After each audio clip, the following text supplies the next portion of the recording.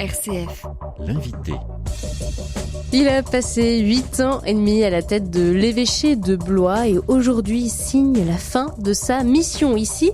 Je suis aujourd'hui avec Monseigneur Jean-Pierre Battu, évêque de Blois. Bonjour. Bonjour. Alors je dis évêque de Blois, mais je devrais dire évêque émérite de Blois, parce que si vous êtes notre invité aujourd'hui, c'est pour nous annoncer cette grande nouvelle. Vous avez décidé de remettre votre charge au pape François, qui a donc accepté.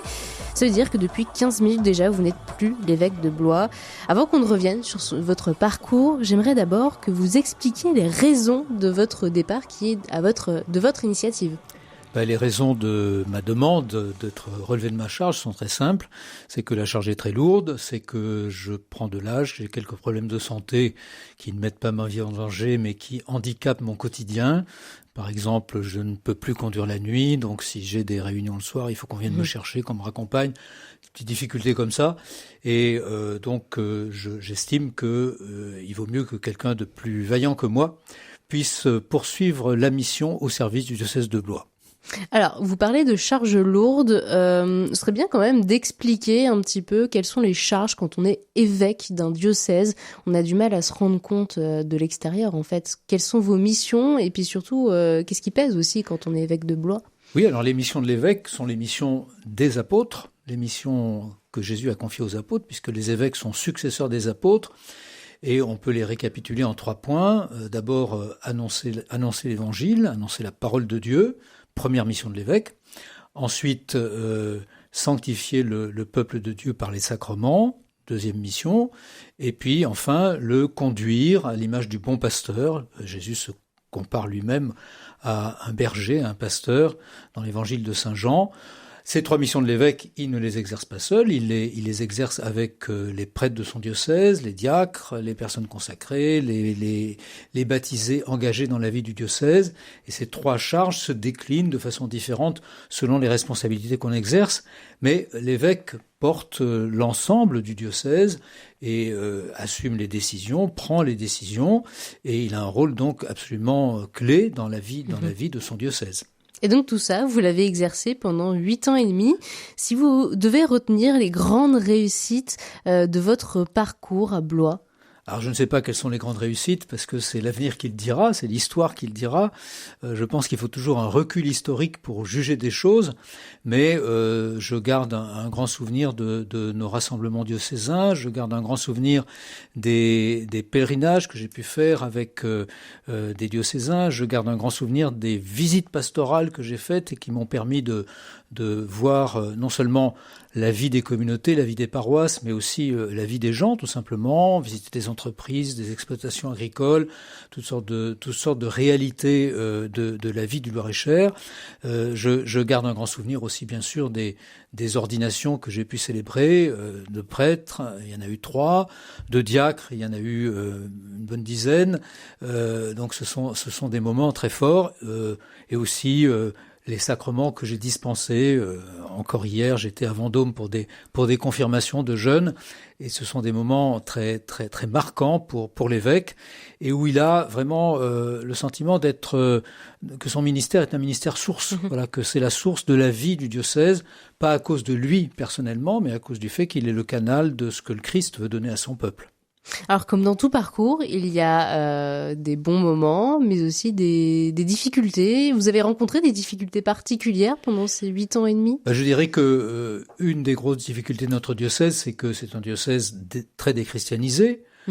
C'est pas le seul en France, mais enfin c'est un des diocèses très déchristianisés de France, et donc nous avons un défi majeur à relever dans le domaine de la mission.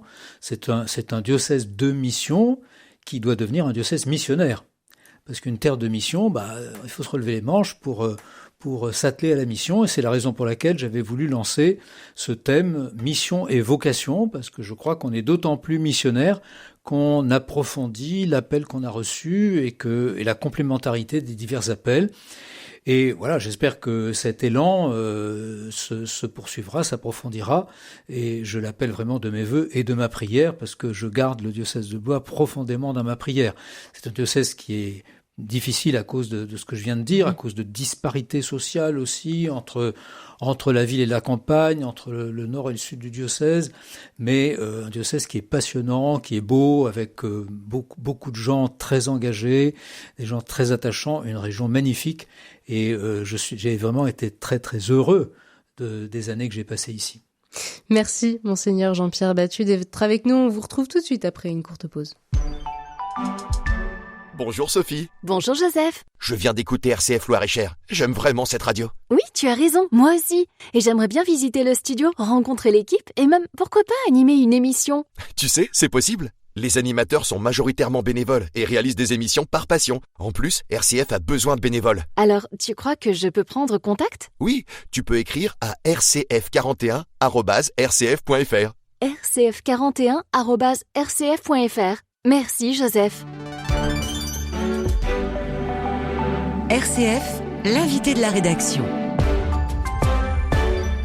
Merci aux auditeurs qui nous rejoignent sur RCF Loir-et-Cher. Aujourd'hui, je suis avec l'évêque émérite de Blois, Monseigneur Jean-Pierre Battu.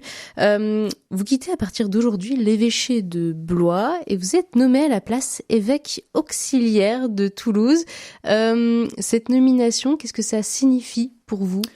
Ça signifie que je ne serai plus en première ligne, puisqu'il y a un archevêque à Toulouse et que je seconderai l'archevêque de Toulouse. C'est pas tout à fait une nouveauté pour moi, puisque j'ai déjà été évêque auxiliaire à Lyon, avant d'être évêque de Blois. Et je crois qu'il faut qu'on sorte de cette logique qui consiste, après une charge, à assumer une charge encore plus lourde et une encore plus lourde après, tout simplement parce que on devient évêque à 50, 55, 55 ans et que on prend de l'âge, on n'a plus les mêmes possibilités. Et je pense que c'est une question de réalisme aussi, tout en mettant sa vie à la disposition de l'Église jusqu'au bout, d'assumer des charges qui sont proportionnées aux forces dont on dispose. Voilà. Et donc je suis très heureux de cet appel que j'ai reçu à aller à Toulouse et j'espère donner le meilleur de moi-même dans le ministère qui me sera confié. Ça, c'est ce que vous recherchiez, moins de responsabilités, moins de charges. Concrètement, qu'est-ce qui va changer dans vos missions entre Blois et Toulouse, là ? Alors, je pense aussi que j'aurai une charge moins universelle que celle que j'avais jusqu'à présent. On demande à l'évêque d'être omnicompétent, aussi bien pour prêcher que pour gérer des affaires économiques, par exemple. Et je pense que je vais me recentrer, autant que j'ai compris, sur des missions davantage liées à ma formation antérieure, qui est plus de l'ordre de l'enseignement, de la recherche. Il y a une université catholique à Toulouse, il y a un séminaire, il y a des formations diocésaines. Voilà. Mais pour le moment, je n'ai pas de précision sur ce qui me sera demandé, mais je subodore que ça sera plutôt dans cette direction-là. Alors vous êtes nommé aujourd'hui, évêque auxiliaire de Toulouse, voilà, mais vous n'allez pas être à Toulouse dès ce soir. Non, je ne serai pas à Toulouse dès ce soir, mais c'est important. On n'est pas évêque dans l'abstrait, on n'est pas évêque en dehors d'une responsabilité précise, et donc c'est important quand on quitte une responsabilité d'en avoir tout de suite une autre pour, à moins qu'on parte à la retraite, ce qui n'est pas mon cas, pour enclencher sur autre chose et continuer à exercer son ministère épiscopal. Mais je ne vais pas quitter Blois du jour au lendemain, je vais en particulier accompagner le pèlerinage à Lourdes que j'aime beaucoup et auquel je suis très heureux de participer une dernière fois. Alors, question importante quand même pour les Blésois, les Loir-et-Chériens qui nous écoutent. Quelle suite pour le diocèse de Blois maintenant ? Alors concrètement, ce qui va se passer, c'est que un collège de prêtres qui s'appelle le collège des consulteurs va se réunir et il va élire un administrateur du diocèse qui sera un prêtre choisi par eux et qui sera ensuite validé par l'archevêque, par l'archevêque de Tours et par le nonce apostolique en France. Et cet administrateur, avec le collège des consulteurs, conduira le diocèse jusqu'à l'arrivée du nouvel évêque. On ne sait pas quand le nouvel évêque va arriver, ça peut être quelques semaines, quelques mois, on n'en sait rien. Mais en tout cas, la vie du diocèse continue et le diocèse continuera à être gouverné. Il n'y a pas de blanc entre-temps. Voilà, exactement. Il y aura une messe qui sera célébrée quand même le dimanche 9 juillet. Oui, on m'a suggéré, je suis très heureux de pouvoir remercier le Seigneur et remercier les diocésains au cours d'une célébration qui aura lieu le dimanche 9 juillet à 15h30 à la cathédrale. Et il se trouve que le 9 juillet, c'est la fête de la dédicace de la cathédrale, la fête du jour où la cathédrale a été consacrée. Et je trouve que c'est une très belle occasion de célébrer une messe de départ en cette circonstance. Et pour votre départ, qu'est-ce que vous aimeriez dire aux auditeurs qui vous écoutent et qui vous ont suivi pendant plus de 8 ans? Eh bien, j'aimerais leur dire que ce que Peggy appelait la petite espérance, vous savez, les 3 grandes vertus, la foi, l'espérance et la charité. Alors, on parle souvent de la foi, souvent de la charité, et l'espérance est entre les deux. Et l'espérance, c'est vraiment finalement le fer de lance de la vie chrétienne, parce que notre vie est tournée vers les promesses de Dieu. Nous savons que Dieu est fidèle, que Dieu ne se dément jamais dans ce qu'il promet. Et je voudrais dire à ceux que je quitte, et que je quitte avec un gros pincement au cœur, parce que je me suis beaucoup attaché à eux, d'une part que je compte sur leur prière, et d'autre part que je prie pour qu'ils repartent dans l'espérance, parce que nous avons un beau diocèse, et que ce diocèse a de belles potentialités, et que le Seigneur ne l'abandonne pas. Et nous, qu'est-ce qu'on peut vous souhaiter à vous qui partez loin de Blois? Eh bien, sans doute aussi d'être dans l'espérance, et dans le désir de servir au mieux le diocèse qui va m'accueillir, que je ne connais pas. Je l'ai traversé, mais je ne le connais pas. Et donc, je suis curieux de rencontrer les chrétiens et toutes les personnes qui vivent dans ce diocèse, et de me mettre à leur service. Merci, Monseigneur Jean-Pierre Battu. On vous souhaite beaucoup d'espérance alors, et bon courage pour la suite. Je rappelle, une messe d'action de grâce sera célébrée à la cathédrale Saint-Louis de Blois le dimanche 9 juillet à 15h30. Merci.